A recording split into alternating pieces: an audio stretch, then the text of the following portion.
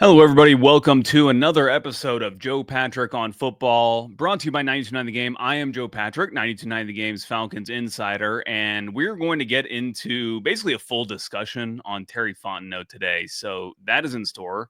But before we get to that, I just wanted to say thank you to everybody who is following the show, subscribing to the show. If you get the show on a podcast, you're following on Spotify or subscribing there, wherever. On YouTube, I know we're getting tons of just taken aback by the comments that you guys are leaving about me. I really appreciate it. I appreciate that you guys appreciate the show. And I just have to say, thank you so much. The reception has been incredible. I know some of you are probably more familiar with me than others. Like if you listen to the radio station, you've probably heard me a lot. And if you don't really listen to the radio station, you just follow on digital platforms, you may not have heard of me much at all, but I have been covering the Falcons very in depth, basically, since 2022. I've been fully on the beat, basically, at every media session or just about every media session, all the games.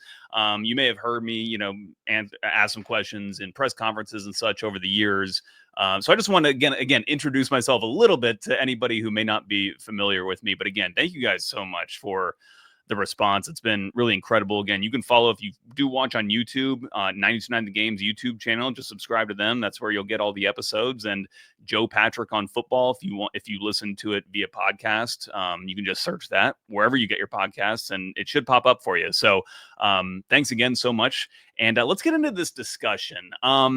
It's kind of funny. I mentioned your comments, and there's also some like hate in the comments section for some of the other podcasters that I really appreciate, and I've been on their shows. They've been kind enough to bring me on.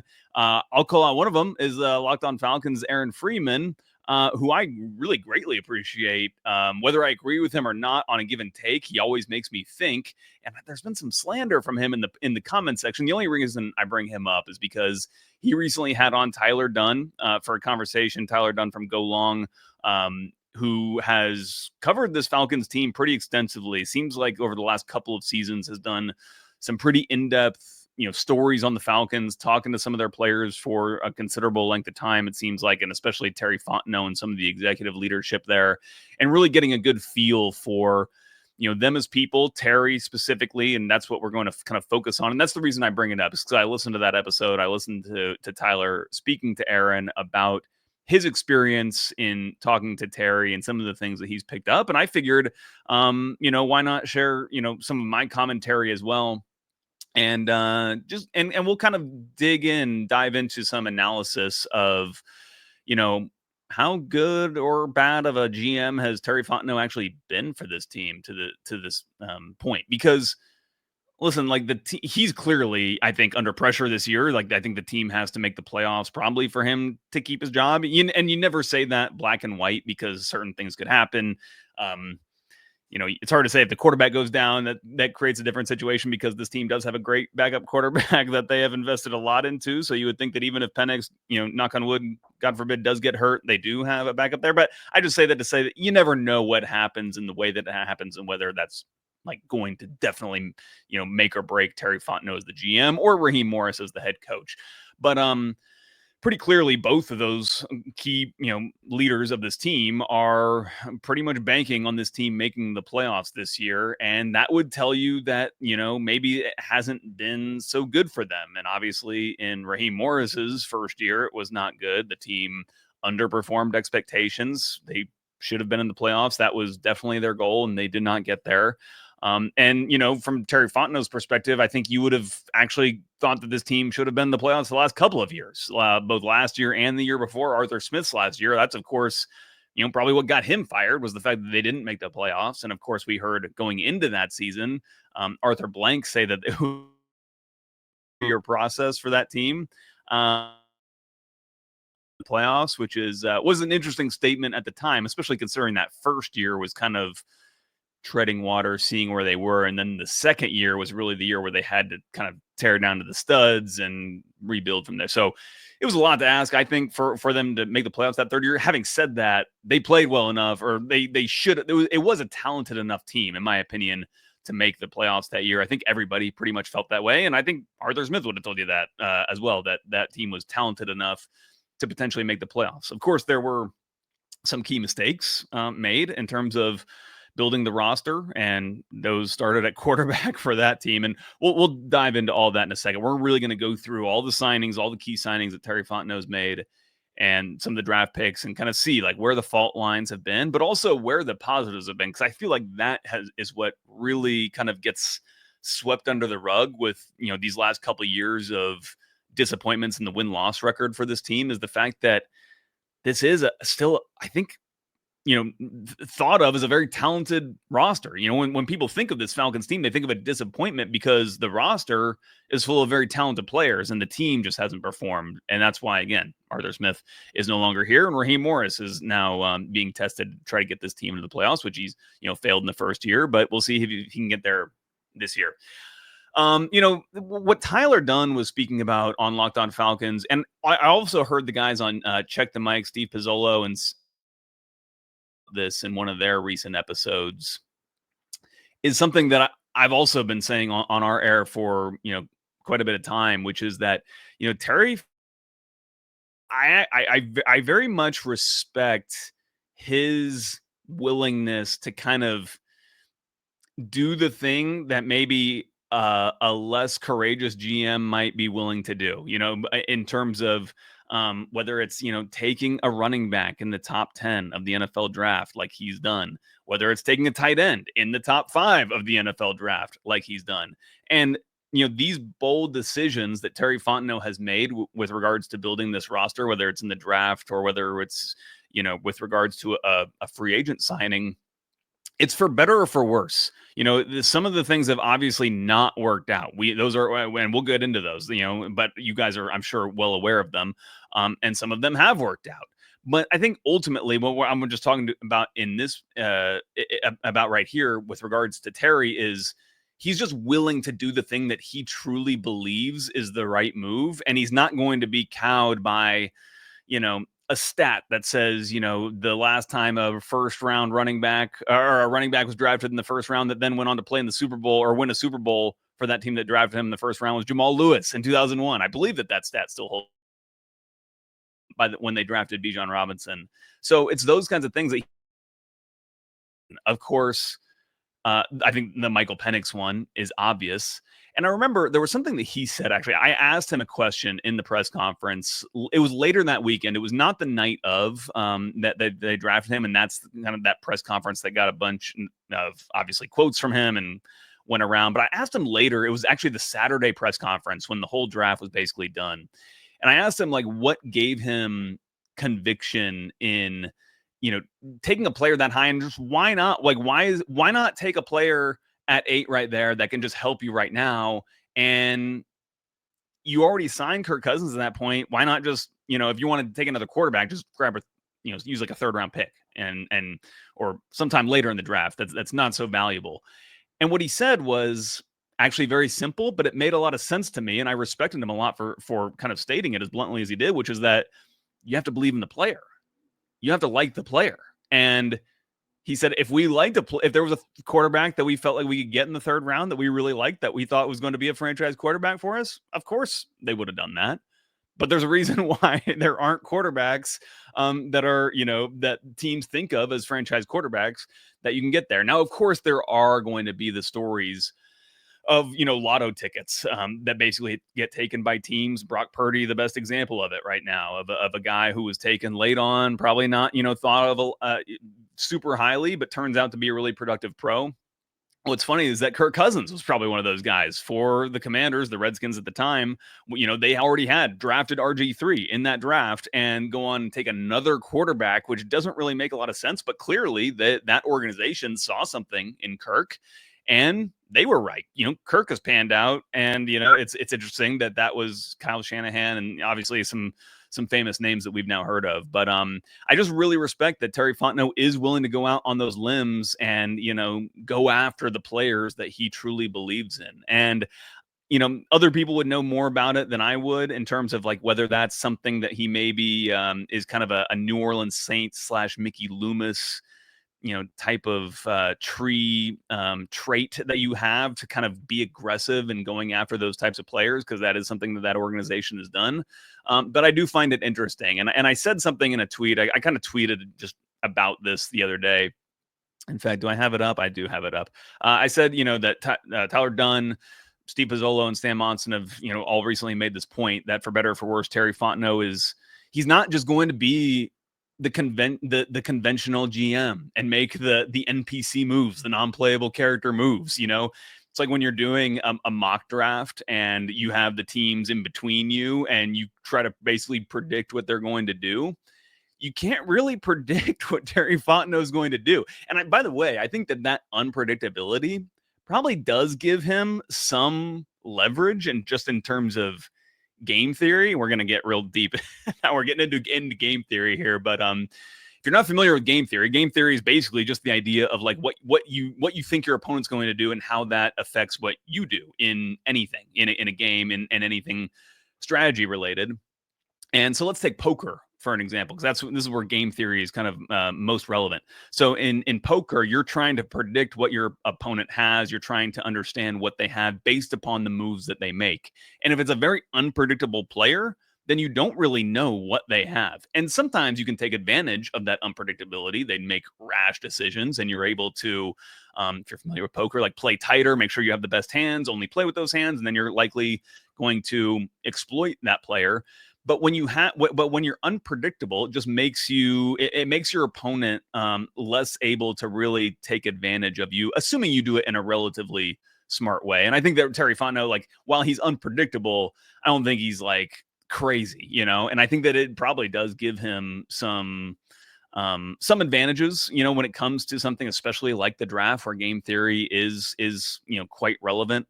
I guess you could apply game theory a little bit to like free agency signings and how teams are going to, use their money that they have available to them at certain players and what offers you might need to make to players. But I feel like that is less relevant because the offers, the agents are going to be communicating with GMs to say basically where you are in the pecking order and kind of what your chances are.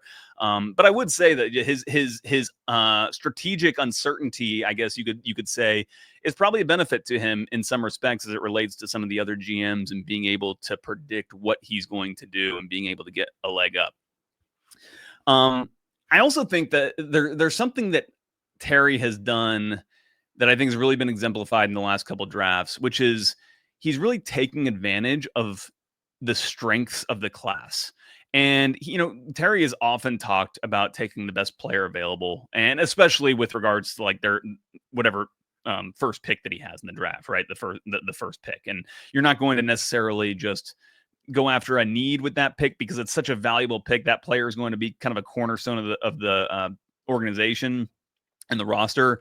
You need that player to just be as good as possible and at whatever position he is. And when you look at the last classes that Terry has drafted, for example, let's look at the Penix draft. When he drafted Penix, that was kind of one of the talking points about it, or one of the explainers that he gave, which was that, how often are we going to be able to be picking here at 8? And we're sitting here at 8 and we still have, options available to us, partially because it was such a strong quarterback class to begin with. You had 3 quarterbacks going in the first 3 picks, obviously, with Caleb Williams, Jaden Daniels, and Drake May. And then I'm even blanking on exactly how the picks went down, but basically, like, there were quarterbacks there still, and that's when they decided to take advantage. And so, were they getting the best player available in that class at or a best player available left in that class at the 8th pick with Michael Penix? Well, according to the Falcons, they did. From what I understand, he was the number 2 overall player for them on the board. Jaden Daniels was number 1, by the way, which tells you something about Caleb Williams. And I think that the organization might be getting proven correct. Not necessarily saying that Caleb Williams was like trash or anything, but I mean, clearly kind of underperformed based upon how highly he was thought of going into that draft. But I digress. So he goes after in the strongest position and the position that has the most value to an NFL team. He goes after that player, even though it wasn't a huge need for the team at the time, because they were not really a need at all, considering they had signed Kirk Cousins and there was a certain expectations of what Kirk Cousins was going to deliver in that last year. They knew that they were going to need a quarterback beyond him, and therefore Michael Penix was going to be worth it, on top of the fact that he was considered the best player available to them at that point. So that's an example. Another example, I think, maybe an even clearer example, is what they did in the draft this year, which is, they have need at edge. Also, very important position for an NFL team in and of itself. But it was a clear need for the team. They needed difference makers in that position. It's an area of the team that's been weak like generationally, obviously in the sack department. And so, Jalen Walker falls to them. He was rated, by some analysts as like the number 2 player overall at one point. I think Dane Brugler in his initial top 100 going into that draft had Jalen Walker as the number 2 player. I think he ended up as number 5 on Brugler's list, maybe even a little bit lower, but still to get a player that high at 15, that's hard to pass up. So, they take Jalen Walker, but it's such a deep edge class, like that edge class last year was so deep. And I think, I'm feel like I'm not overextending myself and saying that they thought to themselves, well, crap, like, why don't we just get more of these guys? Let's if it means we give up next year's first round pick to get another guy this year that we think is like a first round value in James Pierce Jr., then it's probably worth our while to do that, especially considering that we need to win this year. But like, why not go after that player that we think is really good? They obviously valued James Pierce Jr., I think, a lot higher than a lot of other teams. I mean, they were all on this guy, similar to how much higher they were on Michael Penix than I think the rest of the league was. They were proven right in that case. We'll see if they're proven right on James Pierce Jr. But I think that you see them just like saying, okay, this is such an important position. It's such a need for us. And we value these players more than anybody else. It makes sense for us to, I don't want to even say like mortgage the future. Maybe you could say mortgaging the future, but just like basically reaching out into the future and then pulling it to now and using it now. And that's why they've been saying, like, we're just using next year's first round pick now. And I think that makes sense. You're obviously giving up a little bit of value in order to be able to do that, but still, I mean, I think that it's an analogy that makes sense, and we'll see if it pays off. Again, this is for better or for worse. Terry Fontenot is going to do things that are a little different, a little unusual, maybe not conventional, but they could work out. They could also not work out. Kyle Pitts, I think, is an example, and it's not necessarily, I don't want to like slate Kyle Pitts here, but it's clear that he's like not provided value from a 4th overall pick. And there are obviously many players they could have drafted in that draft that would have been providing much more value to this point than Kyle Pitts has. So we're bullish on that. They thought it was a big need. I say they because I feel like, Arthur Smith obviously wanted to run a lot of 12 personnel with 2 tight ends. He clearly felt that the tight end position was very important in making his system work. And I think that I have to think that he saw Pitts as kind of that difference maker and maybe convinced Terry to get on board with his idea to take Pitts that high. And again, I don't know exactly what happened. Maybe it was all Terry. Maybe Terry just loved Kyle Pitts that much that he wanted to take him 4th overall. Either way, it didn't work out. And that was a bold move, So, and then, I'm sure that at the time I wasn't covering the team that year, but I'm sure they said, that we think so highly of Pitts and what he can be, et cetera, just like they've talked about Michael Penix and just like they've talked about James Pierce Jr. So we'll see how this is going to work out. But I just really respect the cojones that it takes to do some of those things that, again, weaker GMs might not have the gut. Interesting because I say that, and Terry himself as a person is not like a bombastic guy. It's like the way I'm describing it, you would think it would be some like over the top ego who's like kind of like hitting you in the face with this ideology that he has to like be this kind of dramatic in the way that he makes these picks and the way that they value these players differently than everybody else.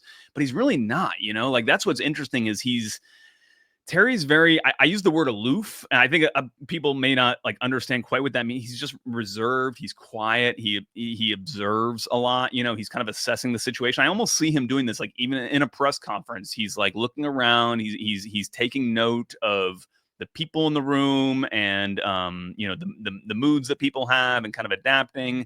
And it's interesting that he's kind of that personality and just this real strong conviction in the way he goes, at least at the top of the drafts, right? When we're talking about the top picks. And we'll see if it works out. And it's obviously, if it does work out with these two players that he's drafted, and Jalen Walker and James Pierce Jr., it's going to be very, very good for this team, not just this year, but in the future. And especially if, Michael Penix, I think, is as good as everybody thinks he's going to be, then I think this team has some true cornerstones in place to be good for a very long time. And what does that tell you? I mean, that would tell you that Terry Fontenot is pretty good at this. And again, it's not that he doesn't have his misses. It's not that he hasn't made his mistakes, some really embarrassing ones, honestly. When you talk about Kyle Pitts, when you talk about Kirk Cousins, the money that you doled out for a quarterback that you've,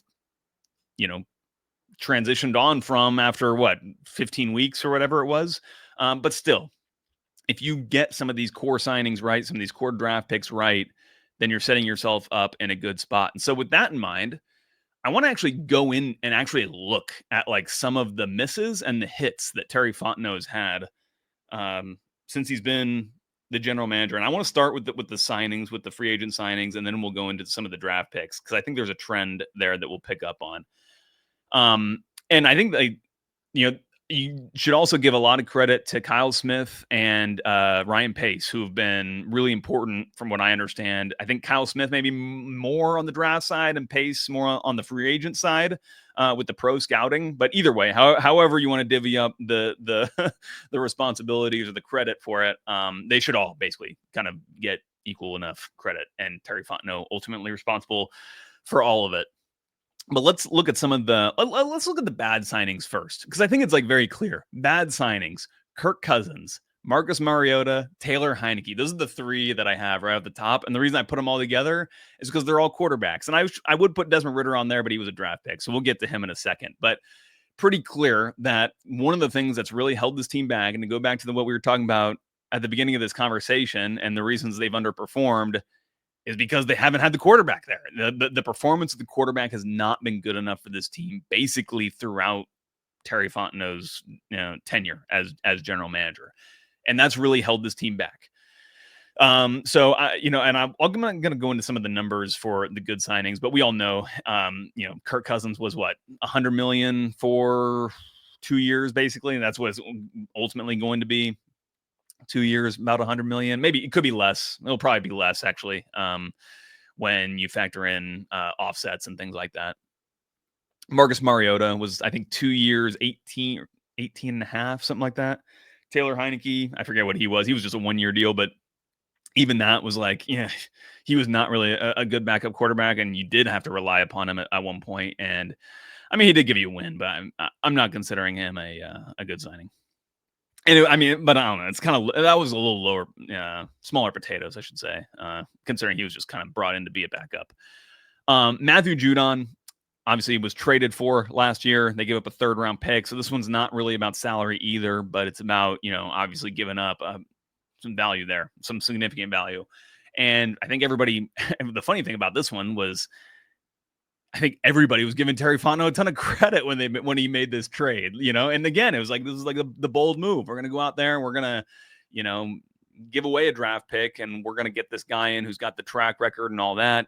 Seemed like honestly pretty low risk, and it was not. I mean, Judon just did not deliver anything close to what would have been expected of him. And again, some of these other ones that I don't have a lot of bad signings here for the Falcons. Outside of those quarterbacks, Matthew Judon, I've got Justin Simmons. Like, that's kind of a wash, though. He wasn't terrible last year. He just maybe wasn't as good as they would have hoped. Had some kind of clear lacking. He was lacking some clear kind of attributes in terms of the athleticism at this point in his career. Still had some interceptions, or at least I can think of the one against the Chiefs. And then again, these are going to sound really small, but like Scotty Miller, Mac Hollins, those are a couple of wide receivers that didn't really make impacts. Again, these are just such tiny little contracts, though. Team also can't remember if they signed or traded for Jeff Okudah. I think they traded for him for basically next to nothing. Didn't really work out for Jeff Okudah either. And again, that's kind of similar to Judon, where he was such a high profile or kind of prestigious draft pick as a top 5 overall pick. Felt like everybody was on board with taking that risk, and ultimately didn't quite work out. It seemed like it was going to work out at the beginning, but I think he just kind of got found out as time went on. Those are the only real quote unquote bad signings that I have on my list. Now let's compare that to some of the good signings, and some of these are going to be better than others. But right at the top of that list, Jesse Bates. I mean, Jesse Bates signed for 4 years, $64 million, an average annual value of 16 million. At the time, I believe was the highest paid safety of all time. And I was talking about this on the Falcoholic with Kevin Knight recently, but the highest paid player at X position, that's going to go up every single year because it's just all based upon the percentage of salary cap. And so as the salary cap in total goes up, then the highest paid players of these positions are just going to constantly reset the market. So we can look forward to that with guys like Drake London and Bijan Robinson probably in the future, but we'll see. But yeah, Jesse Bates, 4 years, 64 million. Not only a great player, but adds to the team in so many different ways as a leader. Definitely check out Mark Raimondi's. I know he's recently written a story about the impact that Bates has made kind of almost more off the field than on the field, even though on the field he's been an all-pro. And what I really like about Jesse's game, by the way, kind of getting a little bit off topic, but it's not really based in like athleticism. And so I feel like he's still going to continue to be really good for a long time because he's so cerebral. We were talking to some of the guys earlier this summer at OTAs or minicamp, and just saying that like what makes Jesse so good is he knows exactly what the offense is going to do before they do it. And so he's able to get to spots and, basically fool quarterbacks because he should be doing one thing, and he kind of knows when and where to break on things and be in the right spot to make plays. So anyway, I don't need. He's an incredible value, even at that all-time high number that the Falcons signed him for. We talked about this one the other day too, but Darnell Mooney, 3 average annual value of 13 million. That's looking like a relative steal considering he went for close to 1,000 yards in his first season. And I think that with Michael Penix under center, again, able to access him down the field where he can use some of that speed, he could be really, really good. And I think that Zach Robinson has a great idea of how to get the most out of Darnell Mooney, which is interesting because like see him more as an X than in these other receiver roles like a Y or a Z, and not really what you think of as an X in a player like Darnell Mooney, but is very good at releasing despite the fact that he's not the biggest guy in the world and getting down the field and making plays. Caden Ellis, how about him? He's like a stalwart for this defense. He's the green dot wearer. He's like one of the leaders right alongside Jesse Bates. You think of him along those same lines. Sign him for 3 years, 21.5 million total for an annual average annual value of 7 million. I remember when they made this signing, everybody was saying this was an overpay, and it probably was an overpay based on just like the facts on the ground, essentially. But the Falcons saw something in him. Again, they were bold. Terry Fontenot clearly, had probably in-depth detail of that he was, considering he came from New Orleans, and were bold enough to go out and make that move, and it has paid off. So that's like one of those things where even when a team makes a signing and that signing is considered an overpay, you can't really make that determination off the bat. It's like grading the draft picks, and again, there maybe is more evidence around like an existing pro player because there is evidence of them playing in the league, but still, I mean, it just goes to show. Caden Ellis is a perfect example of a play. You prospect, like prospecting for gold or whatever. Like you're prospecting for something that could blossom into more. And Caden Ellis has been exactly that guy. When I was doing my research for this, I was taken aback by this one. Calais Campbell signed for 1 year. I thought this was a 1 year, $19 million contract. That's what I had in my head. Apparently it was a 1 year, $7 million contract, which is great value. I guess makes a lot more sense. That was a coup to sign him. I remember when he was kind of making the rounds, doing the tours around to different organizations. And I think a lot of people were surprised that he even visited Atlanta, let alone ending up signing for Atlanta. And I think that part of the reason here is because not necessarily, this was not a case of, Terry Fontenot saw value in Calais Campbell that other teams didn't. But I think this is a case of Terry Fontenot being able to make the case to a pro player that Atlanta is the place you want to be. Now, maybe it wasn't the place you wanted to be by the end of that year. Didn't turn out probably the way that Terry envisioned, but shows a little maybe salesmanship there, skills from Terry to be able to lure in a player like Campbell at that point. Another one, Jonnu Smith, basically picked him up for free from New England, and what they got out of him was the best year of Jonnu Smith's career to that point, and maybe kind of broke that career open where he's continued to go on. He had an even better year in Miami last year. And maybe credit to Arthur Smith also for, even though I know people were not very happy with how much he was featured, but I think that Arthur understood what his strengths were and how to get the most out of that player. And Mike McDaniels continued to do the same thing in Miami. But Jonnu Smith, very good value there. David Onyemata, I mean, maybe this is probably more in the wash. It's like kind of even, but still a solid signing. Again, 3 years, $35 million for an average annual value of 11.6. The majority of that's coming this year, by the way, where he counts, I believe, like 17 million against the cap, and that's one of the reasons why he's been thought of as a player who could have been released, but it doesn't seem like that's going to happen at this point, unless some crazy circumstances change. Mike Hughes, again, not that he's like some amazing player or anything, but the fact that you're only paying him about $3.5 million average annual value for the last couple of years, and he's been a starter for you. And okay, last year a lot better than the year prior. The year prior actually was not very good, but came back once they moved him to the outside. Was really solid. And then some more of these kinds of rotational players. Bud Dupree, again, not huge, not like anything super noteworthy, but he had 6.5 sacks for $5 million in 1 year. I mean, if you're getting more than a sack per million that you're paid, I think teams generally take that. Michael Pruitt, similar, was signed during training camp. I think he was cut from the Titans, and then Falcons pick him up.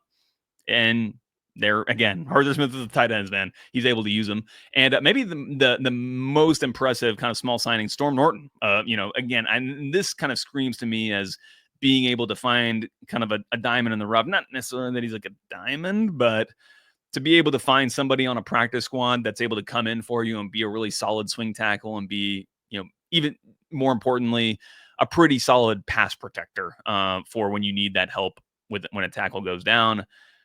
Super, super handy to have a player like Storm Norton. So overall, I think some really, really good pro signings under Terry Fontenot's tenure. All right, now let's get into the draft classes. We're going to wrap up here. I know we're already going a little bit long. Try to keep these things under 30 minutes, but what can we do? So people are probably more familiar with these signings than some of the specifics on the pro personnel signings. But going back to 2021, Kyle Pitts, number 4th pick overall. And I'm going to just kind of go through these. I'm not taking a tally or anything, but I just want to kind of run through the names and the rounds, and we'll start to understand some things, I think. So Kyle Pitts, 4th pick overall. Not great. Richie Grant, 2nd round, 40th pick. Not great. Not great. Maybe probably worse than Kyle Pitts, generally. Jalen Mayfield, 68th pick, 3rd round. Yikes. Did not make it out of his, into the 3rd year of his contract, I believe. Maybe he did because he was injured for an entire year. No, I don't think he did. Drew Dahlman, 4th round pick. Okay, so a 4th round hit. This seems to me like this is kind of bucking the trend, because basically what I've been insinuating is that it's like at the tops of the draft it's good, and then as you get down, obviously you're not going to get as many great players. The further down the draft you get, but still, it seems to me like the trend is like just a lot of, frankly, totally unproductive picks in kind of the second halves of these drafts. But Drew Dahlman in the 4th round, and Taquan Graham in the 4th round. He's still in the team, so credit there. And that was a good 4th round for Terry. But then Adi Ogundeji didn't really last long with this team. Avery Williams was a bit part player at best. Darren Hall hardly made it. Frank Darby, practice squad player for a little bit and didn't make it. So really, really rough draft there. Not much value there outside of Drew Dahlman was the best player from that draft, and just got paid this year by the Bears. It's kind of funny that he didn't even get another contract with this Falcons team, but that was not necessarily his fault. And I guess you could say it's Terry's fault because that money got spent basically on the quarterback, or you can say that the kind of wasted money at quarterback prevented them from being able to hold on to a player like Drew Dahlman. But nonetheless, we move on to the 2022. Drake London, the 8th overall pick. Not that this was like a controversial pick. And frankly, I actually technically was not covering the team during this draft, but I started covering the team right before this 2022 training camp. But there, I think, were some question marks about just how effective he was going to be as a pro because there were some questions about his top end speed. Turns out he's phenomenal. Arnold Ebiketie, this one's where it gets more controversial. 38th overall pick, and the team traded up to make this selection. And hasn't been, obviously, I think what you would have hoped at that slot, and especially to trade up, but Terry has been really aggressive in these second rounds. So you'd probably say that this is I want to say bust. I actually don't like to use that word ever, really. But you would say that he's underperformed.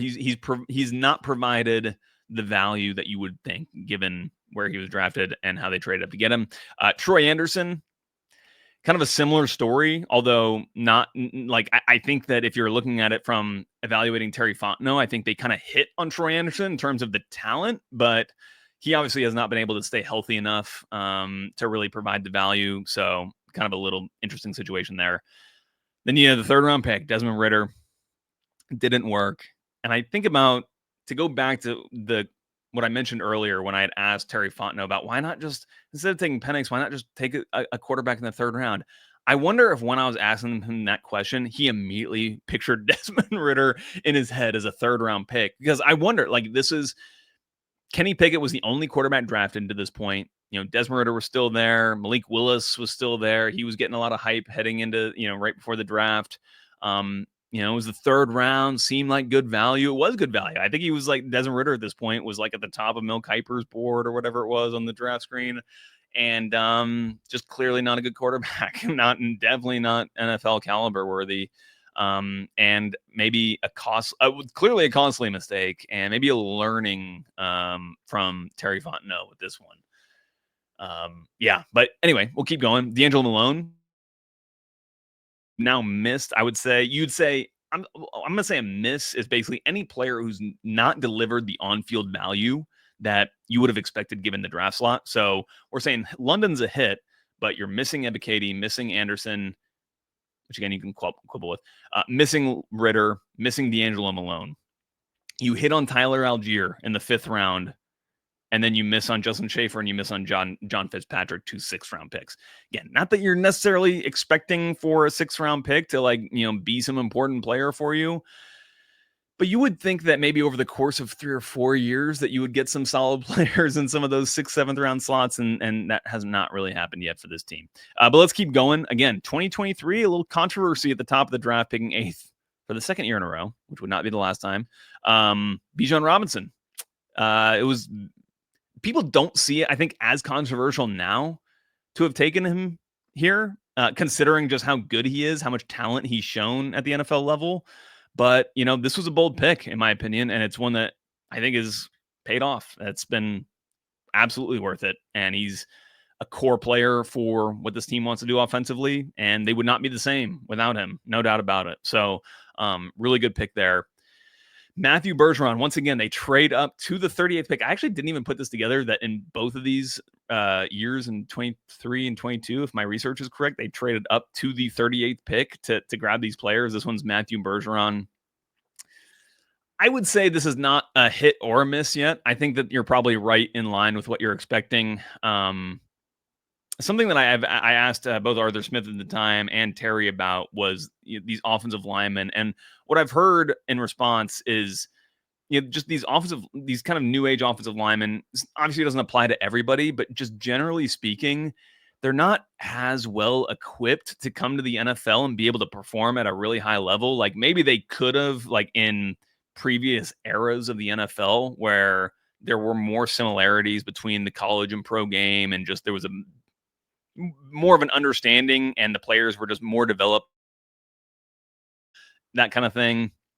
But I would say overall, Matthew Bergeron is continuing to progress. He kind of divides opinion a little bit in terms of how good he actually is, and it's kind of hard to tell, frankly, with offensive linemen.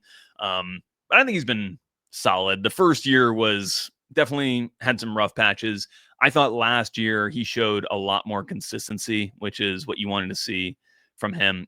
I talked to him a little bit about some of the issues that he had, and it was that transition from tackle to guard, and he was talking about the punch height, which is different when you're at tackle. I believe you want to punch a little bit higher, kind of get up more around the shoulders, And when you're at guard, you want to get a little bit more leverage underneath the bigger opponents. So you want to be a little bit lower. And sometimes he was getting caught out and losing the leverage battles to, frankly, bigger players on the interior that he was going up against.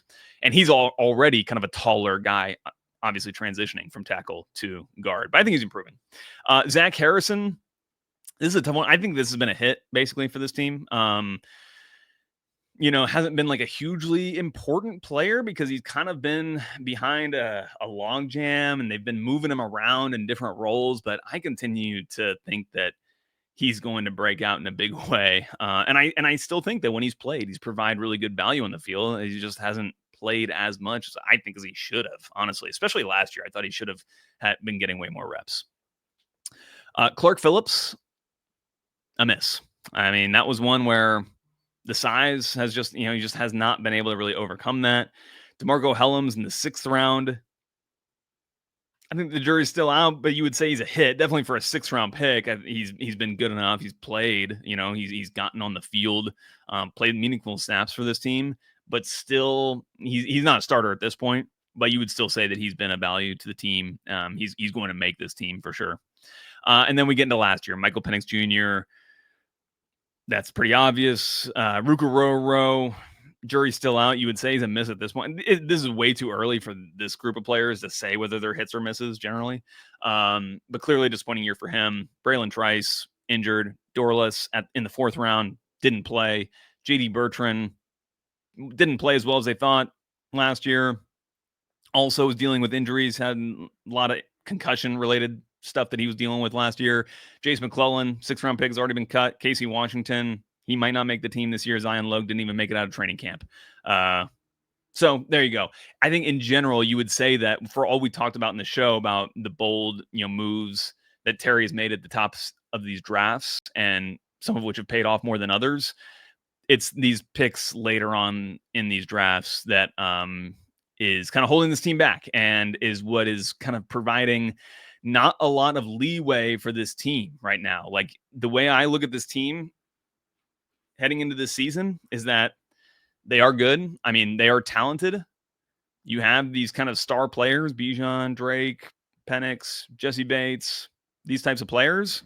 But if those guys go down, there's not a lot of depth behind them. And so that's going to be potentially a challenge for this team. We'll see if they're able to overcome it. We've gone a long, really overtime on this episode of Joe Patrick on Football. So thank you guys so much for hanging with us. We'll be back again on Thursday with another episode. So until then, take care.